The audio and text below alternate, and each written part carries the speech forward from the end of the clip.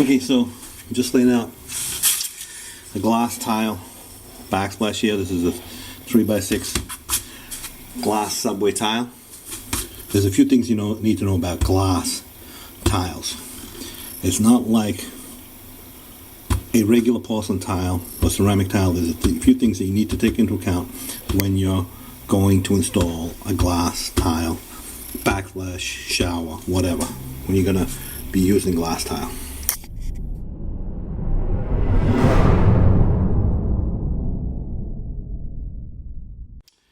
Okay, so if you haven't seen my videos before, my name is DiBlasi, tile contractor in the Boston area with over 30 years experience installing all kinds of ceramic tile on floors, walls, showers, anywhere the tile goes. And my channel's got over 600, almost 700 videos with many how-to videos and many videos detailing exactly how to install tile, all kinds of tiles on all kinds of different systems. But anyway, today I want to talk about glass tile. Now, glass tile is a special kind of animal as far as tile goes. Today I'm installing this glass tile, subway tile, 3x6. The substrate here is weedy. This is actually an 1/8" weedy board that I installed over the drywall because it was really far out of whack, so I need to straighten it out, and the best way to do it in this case was just to put an 1/8" layer over the tile, and it still works out fine. Over here, over there you're not going to see it because the refrigerator is going to be up against it, and on this side door casing is going to be over this here.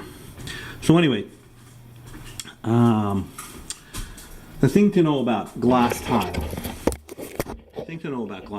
is glass tile moves a heck of a lot more than a regular porcelain or ceramic tile. Expands and contracts at a much greater rate than a porcelain or a ceramic tile, so you need to take this into consideration. Also, many of these tiles here, they've got like a backing on them so you can't see through them, so this backing will it's colored on the other side. It gives a color to the tile. When you cut that, a lot of times this will chip if you use the wrong kind of blade. So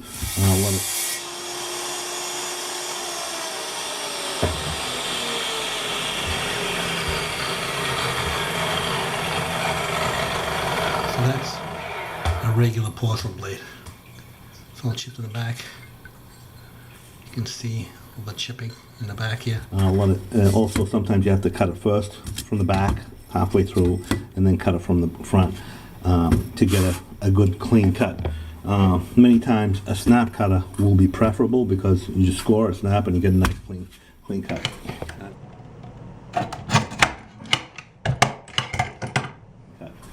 This backsplash is just going to be stacked.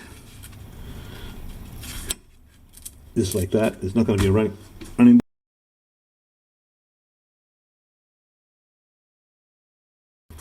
So when you're dealing with a porcelain tile or a ceramic tile, tiles with one side greater than 15 inches are considered a large format tile. For glass, it's a different story. For glass, any tile with one side longer than 3 inches, so this is 3 inches here, is considered a large format tile.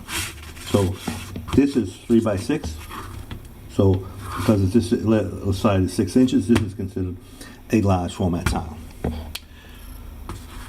Glass is very finicky. It will crack for no reason at all. So when you're installing this, you have to make sure that you install it properly.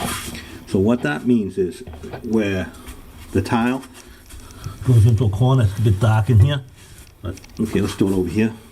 Where tile goes into a corner or meets a wall or something, you have to leave room for expansion and contraction, and you can't grout that in. You have to use a flexible caulk.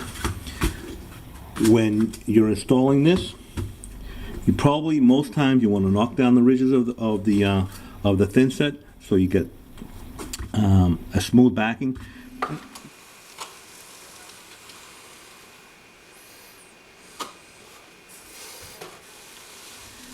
not so critical with these tiles that have a colored or opaque. They're opaque, you can't see through them, but you can see through the ends of them. Like you can see,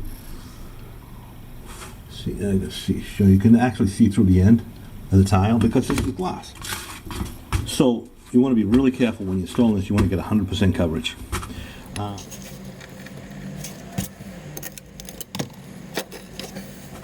Another thing is you have to use a high polymer content thin set. Tech Superflex, Mapei makes glass tile adhesive, Latticrete makes glass tile adhesive, all the manufacturers make glass tile adhesive. I'm going to actually, in this one here, I'm going to use Ardix X77, which is a high polymer content thin set. What else? Like I said, you got to leave expansion and contraction, and then because this is glass, it'll scratch very easily. So what you need to do is make sure you use the proper grout. This is going to be a 1/16 inch grout line, so I can use unsanded grout. Unsanded grout will not damage the glass.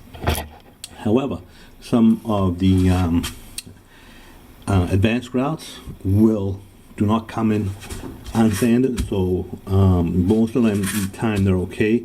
You just want to check with the glass manufacturer, see what they recommend for your glass.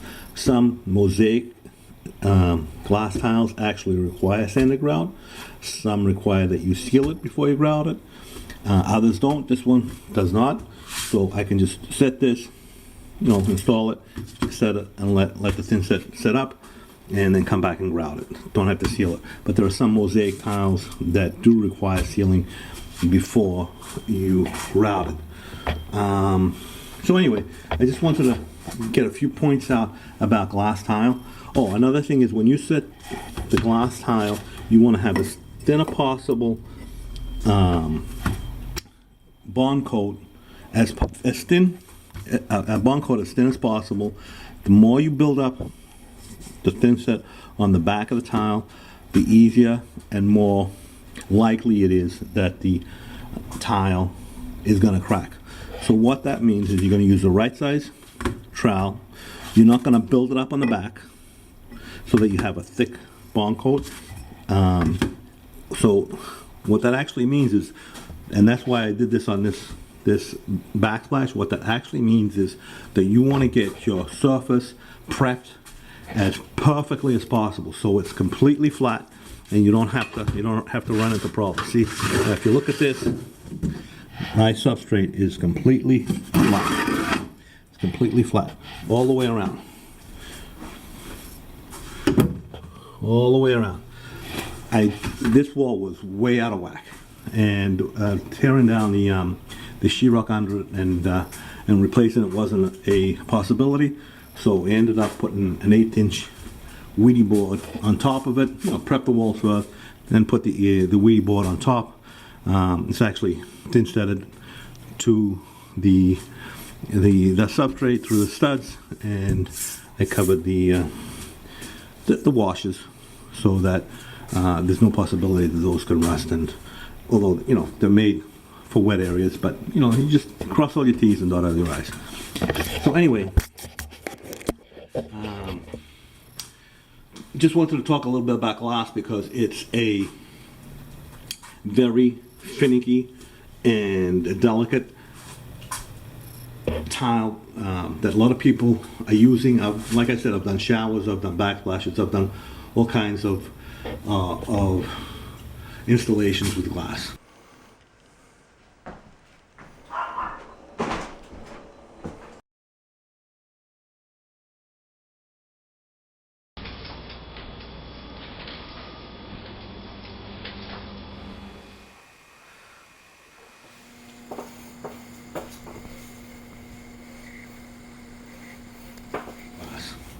So when you do pick a glass tile, make sure you know what you're getting. Make sure you know what the setting materials are and what grouts to use, and make sure your substrate is suitable for your tile.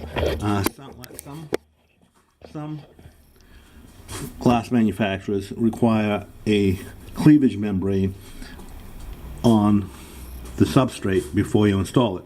It's usually like, liquid applied waterproofing membrane, which also acts as a crack isolation membrane. Others don't. This one does not require that. So, check all the things you need to know before installing a tile. Do not install this glass with mastic.